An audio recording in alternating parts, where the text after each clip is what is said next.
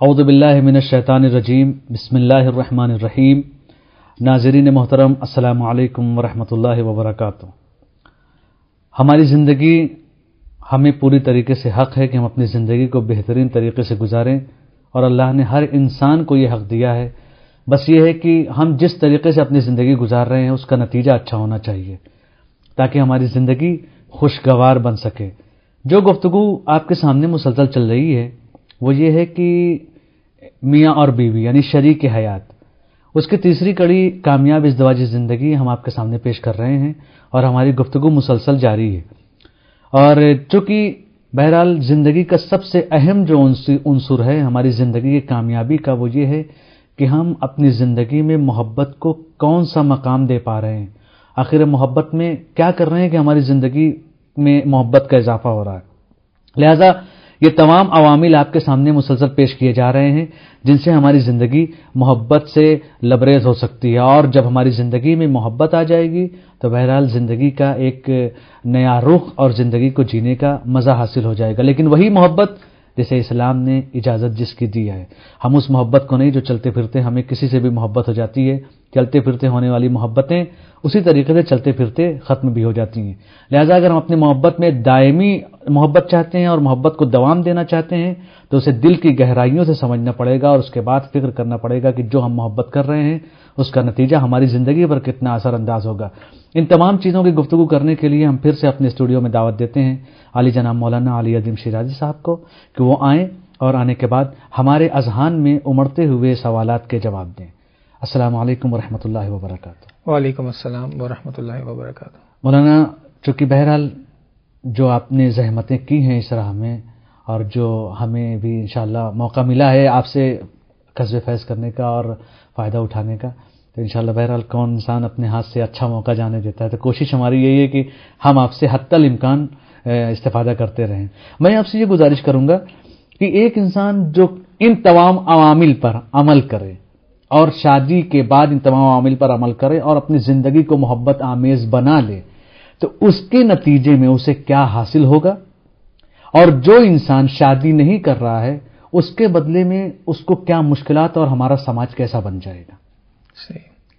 اعوذ باللہ من الشیطان اللعین الرجیم، بسم اللہ الرحمن الرحیم، اللہم صلی علی محمد وآل محمد وعجل فرجہم۔ معاشرے میں مختلف طرح سے لوگ جی رہے ہیں جی اور جیتے رہیں گے۔ جیسے ایک انسان مسلمان، ایسے لوگ بھی ہیں جو کسب فیض کر رہے ہیں، جو ثواب کما رہے ہیں، اور ایسے مسلمان بھی ہیں جو ثواب نہیں کما رہے، گناہ کما رہے ہیں، خالی گوشت کھا رہے ہیں، مختلف طرح کے لوگ۔ جی اچھا، یہ جو گفتگو کامیاب ازدواجی زندگی کے حوالے سے، کامیابی کا تصور جیسے ہم نے پہلے بھی عرض کیا تھا کہ بہت وسیع تصور ہے۔ جی کامیاب ازدواجی زندگی میں 7-8 پہلو ہیں، جن میں سے ہم نے ابھی ایک پہلو کو لیا ہے جس میں محبت و مودت کی بات کر رہے ہیں۔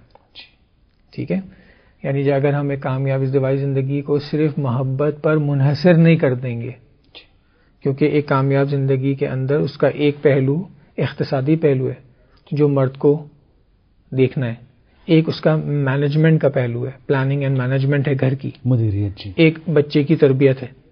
اس طرح سے بہت سارے اور فیکٹرز ہیں جس کو اس پروگرام میں ابھی ہمیں ٹچ نہیں کیا ہے۔ جی، ہم صرف فوکس کر رہے ہیں لِتَسْكُنُوا إِلَيْهَا وَجَعَلَ بَيْنَكُمْ مَوَدَّةً وَرَحْمَةً۔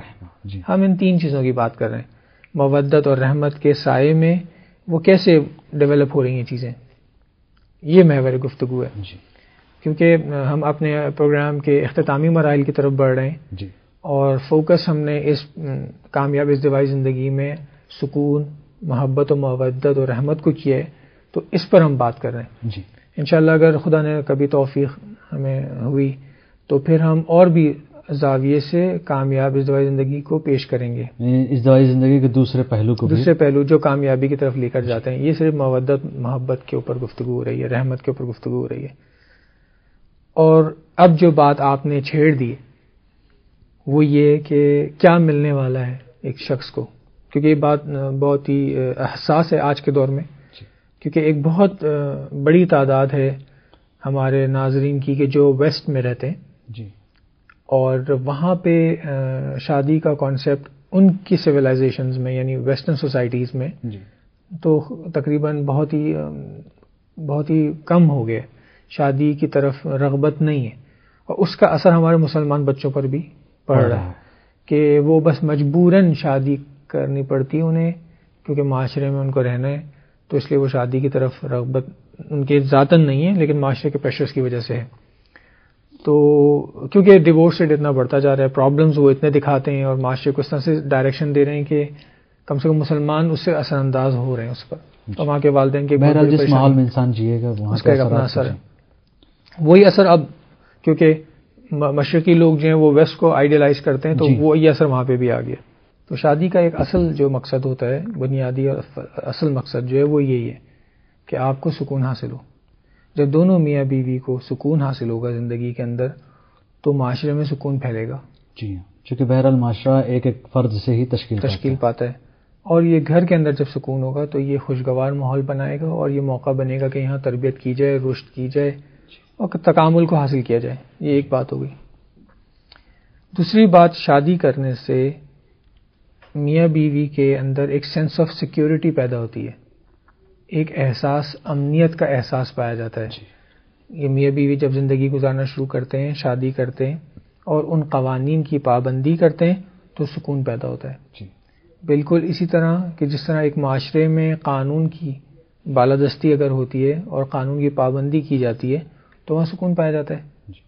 لوگ، ٹریفک سگنل ہے، عام سی مثال ہے، ٹریفک سگنل ہے، اگر آپ اس کو فالو کریں گے تو ٹریفک کبھی جیم نہیں ہوگا، ایکسیڈنٹس نہیں ہوں گے، پرابلمس نہیں ہوں گی۔ لیکن اگر آپ سگنل کو فالو نہ کریں تو ایکسیڈنٹ کا بھی خطرہ ہے، ٹائم بھی، جانی نقصان، مالی نقصان، کتنے سارے نقصانات، پریشانیاں الگ، ٹینشن الگ۔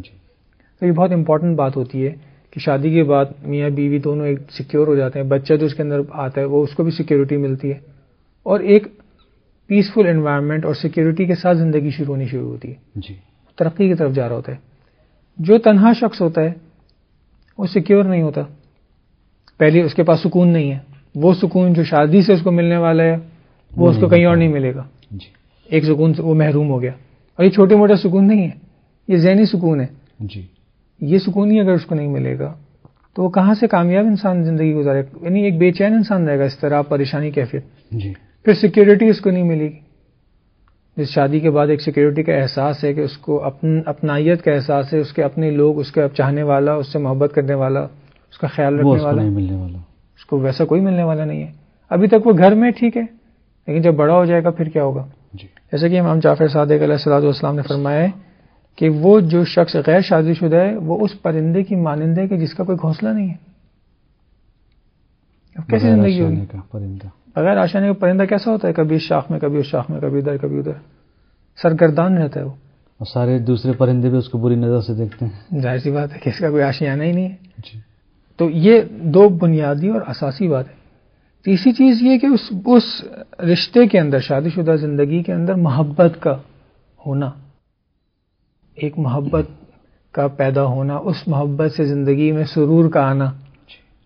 یہ محبت کہاں سے لائے گا وہ جو غیر شادی شدہ ہے؟ کیونکہ یہ تو ایک محبت ٹھیک ہے، ماں سے محبت ہے، بھائی بہن سے محبت ہے، ہر محبت اپنا الگ، ہر محبت کی اپنا الگ کیفیت ہے، اس کی اپنی الگ کنڈیشن ہے، اس کے اثرات الگ ہیں۔ یہ محبت ٹھیک ہے، ایک نوجوان ہے وہ سوچتا ہے کہ میں ابھی مجھے ضرورت نہیں ہے، لیکن ایک ٹائم آتا ہے انسان کی ایج میں کہ اسے ایک کسی ساتھی کی ضرورت ہوتی ہے۔ اسی میں یہ بات کہ وہ کیا چیز ہے، وہ اس کے محبت کے احساس کے بعد یہ کہ آپ کے پاس ایک ہو شخص جو آپ کا ساتھی ہو، جو آپ کا ہمدم ہو، جو آپ کا مونس ہو، ہمارا محرم ہو ہر اعتبار سے۔ شاید محرمیت ماں باپ کی بھی اس مقام تک نہیں پہنچ پاتی جو میاں بیوی کی آپس میں آتی۔ یہ چیز انسان کو ضرورت ہوتی ہے، ایج کے گزرنے کے ساتھ ساتھ ضرورت محسوس ہوتی ہے۔ پھر نسل کا آگے بڑھنا، ہر انسان کو اپنی ذات سے محبت ہوتی ہے اور وہ پسند کرتا ہے کہ اس کی نسل آگے بڑھے، اس کی بقا اس کو اس میں نظر آ رہی ہوتی ہے، کیونکہ فطرت انسان بقا کی تلاش میں ہوتا ہے۔ بقا ہے جنت، اور سلسلہ روح تو ہمیشہ باقی رہنے والی چیز ہے۔ اکثر ایسے امور میں ہوتا ہی ہے مولانا کہ عام طور پر لوگ شاید ازدواجی زندگی کو صرف جنسی تسکین کا ایک ذریعہ سمجھتے ہیں، تاکہ نوجوان نسل ہماری شادی سے دور اور ناجائز رشتوں کی طرف زیادہ بڑھتی چلی جائے. انحراف ہے دین میں شروع سے. دین کے جب سے ابتدائے دین سے نبی اکرم صلی اللہ علیہ وسلم نے جو اسلام کا صحیح پیغام تھا اس کو پہنچانے کی کوشش کی، اور اس زمانے سے دشمن اسلام نے یہ پلان کر لیا تھا کہ اس کو انحراف کی شکل دی جائے، یعنی اسلام کے چہرے کو بدلنا ہے، مسخ کرنا ہے اس کے چہرے کو. وہ شروع سے چل رہا ہے سلسلہ، مختلف پولیٹیکل حوالے سے، کلچر کے حوالے سے یہ سب چیزیں چل رہی ہیں ابھی بھی ہیں.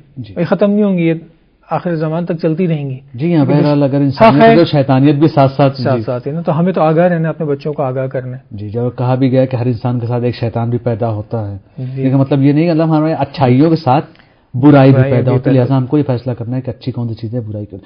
تو مولانا یہ یہاں پر ایک چیز آپ سے کہ بہرحال جو کہ آپ نے گفتگو کی کہ اسلام جس چیز کا طلبگار ہے اور اسلام جو چاہتا ہے وہ یہ ہے کہ ہمیں سکون اگر اختیار کرنا ہے اور اپنی زندگی کو محبت سے لبریز کرنا ہے تو ہمیں شادی کرنا چاہیے. شادی تو ہماری ہو گئی، میں نے کہا کہ شادی ہم نے کر لیا، ہمیں وہ سکون بھی مل رہا ہے، لیکن آخر ہمیں شادی میں جو عوامل آپ نے پیش کیے اب یہ کہ جو جس پر ہم نے گفتگو کی تھی جو موافقت ہوتی ہے، ہماری شادی ہوتی ہے، شادی کے بعد موافقت ہوتی ہے، تو آخر موافقت کا مطلب یہ کہ ہمارے ماحول میں ہم نے شادی کر لیا، ہم ایک دوسرے پر اعتماد بھی کر رہے ہیں، لیکن کہیں کہیں بھی یہ تصور بھی ہے کہ ہم اپنی زوجہ سے مشورہ نہیں کریں گے. ٹھیک ہے، مشورے کا ایک عنوان سامنے آ جاتا ہے، اور کبھی کبھی لوگ جو ہے بہرحال ان کو دوسرے طریقے سے بھی پیش کرتے ہیں کہ مشورہ نہیں کریں گے، یہ اپنے حساب سے مشورہ دیں گی اور ایک جو ہے گھر میں مشکلات آئیں گی اور پھر ہم سمجھ نہ پائیں گے اور آخر میں اختلافات، لہذا ہم کسی کام میں مشورے کو انجام نہیں دیں گے. آپ یہ بتائیں کہ بہرحال مشورے کا خود ہمارا جو دوسرے عوامل تھے اعتماد وغیرہ، خود ہماری ازدواجی زندگی کامیابی میں کیا اس کا کوئی رول ہے خود مشورے کا، یا مشورہ ہماری ازدواجی زندگی میں کسی اہمیت کا حامل نہیں ہے؟ ٹھیک ہے، اس سوال کا جواب دینے سے پہلے میں اپنی پچھلی بات کو اگر آپ اجازت دیں تو میں مکمل کر لوں، پھر ہم اس سوال کی طرف آتے ہیں. کہ ہم نے پہلی بات تو یہ بتائی کہ شادی سے کیا حاصل ہونے والا ہے، سکون. جی. شادی سے محبت. جی. ٹھیک ہے، ایک امنیت اور سکون، امنیت کا احساس. اس کے بعد آپ کا جنسی رابطہ. جی. آپ کی نسل آگے بڑھے گی، انہی تمام چیزوں کو آپ کو کمپینین ملے گا، آپ کو ایک ساتھی ملے گا آپ کی زندگی میں، اور آپ کا معاشرے میں ایک مقام بنے گا. جی. جو کہ غیر شادی شدہ انسان کا نہیں ہوتا. شادی شدہ انسان کو ایک اہمیت دی جاتی ہے، حتیٰ جاب کے حوالے سے بھی اس کو ایک اہمیت دی جاتی ہے. معاشرے میں جب کوئی ذمہ داری دی جاتی ہے تو اس شخص کو دی جاتی ہے جو شادی شدہ ہے. خود لوگوں کے آنے جانے کے اعتبار سے جی بالکل، بہت ساری چیزیں ہوتی ہیں جو شادی شدہ کو ملتی ہیں اور غیر شادی شدہ کو نہیں ملتی. جی. اس لیے ہمارے نزدیک، دین کے نزدیک، معاشرے کے ہر طبقے کے نزدیک، ہر دانش مند کے نزدیک، سائیکالوجسٹ کے نزدیک، سوشولوجسٹ کے نزدیک، تمام مفکرین کے نزدیک شادی ایک بنیادی حیثیت رکھتی ہے انسان کی زندگی میں. جی. اس کو ایک انسٹیٹیوشن کہا گیا ہے، اس کو ایک ادارہ کہا گیا ہے کہ جو معاشرے کی ڈیولپمنٹ میں ایک بہترین رول پلے کرتا ہے. جی. اس لیے کوئی شخص اگر شادی نہیں کرتا اسلام کی نگاہ سے تو اس کوئی نہ کوئی پرابلم ہے اس شخص کے ساتھ کہ وہ شادی کے مفہوم کو یا تو صحیح نہیں سمجھ سکا، یا کوئی ذاتی حیثیت میں اس کے اندر کوئی پرابلم ہے، یا کوئی بیسک کنفیوژن ہے اس کے ذہن میں جس کی وجہ سے شادی نہیں کرنا. ورنہ یہ ایک فطری تقاضا ہے. جی. معاشرتی تقاضا ہے، یہ ہونا چاہیے. جی. جذباتی انسان کا تقاضا ہے کہ بہرحال اس کا کوئی ایک شریک حیات ہو جو اس کا ہمدرد ہو، ہمدم ہو. جی. تمام سائیکالوجسٹ، سوشیولوجسٹ دنیا کے جتنے بھی سب اس بات کو مانتے ہیں. جی. مگر یہ کہ کوئی ایسی بات زندگی میں اس کے ہو بیک آف دا مائنڈ کہ وہ نہیں کر رہا ہو سکتا ہے آپ کو کوئی اصل ریزن نہ بتا رہا ہو، ایسی کوئی شرعی عضو ہو تو ٹھیک ہے، عذر ہے اس کے پاس کہ شرعن یہ جائز ہی نہیں اس کے شادی ہونا. جی. تاکہ ہم کسی پر ظلم نہ کریں تو ٹھیک ہے. لیکن اس کے علاوہ اگر کوئی اور ریزن ہے کہ جو ویلڈ نہیں ہے تو اس کے ذریعے شادی ایک سوال ہے ہر انسان کے لیے. مگر یہ کہ وہ شخص کہے کہ جی مجھے شادی کی ضرورت ہی نہیں ہے اور میں اپنے آپ کو ایسے ہی پیوریفائی رکھ سکتا ہوں بغیر گناہ کیے، میں جیسے لوگ کرتے ہیں ایسے بھی لوگ ہیں. پھر بھی اس کو جیسا کہ پچھلی گفتگو میں آپ نے کہا تھا کہ اگر ایسی چیز ہے تو اس کو دیکھنا پڑے گا کہ جو ہماری کردار اچھی شخصیات ہماری موجود ہیں انہوں نے کیا ہے کہ نہیں کیا. بالکل. اب ہم آتے ہیں آپ کے سوال کی طرف کہ مشورہ. لیکن جب گھر میں دو انسان رہ رہے ہیں اور ان کو مل کر رہنا ہے اور دونوں برابر کی حیثیت رکھتے ہیں گھر کے اندر، تو پھر مشورے کے ساتھ ہی تو زندگی گزاری جاتی ہے. جی. مشورہ کرنا تو ایک عقلی تقاضا ہے. جی. اور انسان جب کسی سے مشورہ کرتا ہے تو اس کو وہ یہ یقین دلا رہا ہوتا ہے کہ مجھے آپ پر اعتماد ہے. جو ہم نے پہلی بات کی تھی کہ ستون ہے اور اعتماد ایک ستون کا نام ہے، اماد ایک ستون کو کہتے ہیں. یہ آپ اطمینانی تو دلا رہے ہوتے سامنے والے کو کہ آپ کی کوئی حیثیت ہے، آپ کا ایک مقام ہے، آپ جو بات کر رہے ہیں اس کی ایک ارزش ہے. یعنی گھر کے آپ ایک رکن ہیں اور اہم رکن ہے. جی یہ تو بہت امپورٹنٹ بات ہے کہ آپ اپنے لائف پارٹنر سے مشورہ کریں. جی تو یہ اسلامی حوالے سے بھی اس کی تاکید ہے جی کہ آپ مشورہ کریں، اور عقلی حوالے سے بھی یہ بات قابل فہم ہے کہ انسان جب کسی انسان کے ساتھ زندگی گزارتا ہے تو شریک حیات ہے، تو بہرحال حیات کے جو دوسرے ہمارے پہلو ان میں مشورہ تو کوئی حرج نہیں ہے، مشورہ کرنا کوئی عیب نہیں ہے، اور یہ ایک اچھی بات ہے، مشورہ کرنا چاہیے. مشورہ کرنے سے کوآپریشن پیدا ہوتی ہے نا، توافق اور موافقت مشورے سے بھی ہوتی ہے نا. آپ مشورہ کرتے ہیں، دونوں طے کرتے ہیں، پھر معاملہ آگے بڑھتا ہے. تو زندگی کو کامیاب بنانے کے لیے، محبت میں اضافہ کرنے کے لیے میاں بیوی کے درمیان مشورے کا عمل پایا جانا چاہیے. ٹھیک ہے کہ وہ خاتون کم عمر ہیں، تجربہ ان کا کم ہے یا تعلیم ان کی کم ہے، تو یہ نہیں کہا جا رہا ان سے کہ ان سے اس کی توقعات سے زیادہ مشورہ کیا جائے. جی جو ایریا ان کا ہے نا، جو زندگی میں جو کام ان کو کرنے، اس میں آپ ان سے مشورہ کریں، ان کے زندگی کے امور میں آپ ان سے مشورہ کریں. جی مثال کے طور پہ ایک شخص ہے، اس کی پروفیشنل لائف میڈیکل ہے، وہ ڈاکٹر ہے، اور ایک شخص انجینئر ہے. میں اگر مجھے گھر بنانا ہے تو میں کس کے پاس جاؤں گا؟ میں انجینئر کے پاس جاؤں گا نا، آرکیٹیکٹ کے پاس جاؤں گا. جی میں ڈاکٹر کے پاس جا کے اسے وہ مشورہ تو نہیں کروں گا. جی تو اگر ایک خاتون ہے اور میں ان کا شوہر ہوں تو میں ان سے گھر کے امور میں مشورہ کروں گا نا، ان سے بچوں کی تربیت کے حوالے سے ان سے مشورہ کروں گا. جی میں ان سے یہ مشورہ تو نہیں کروں گا مجھے جنگ کیسے کرنی، کہ ان کی فیلڈ نہیں ہے.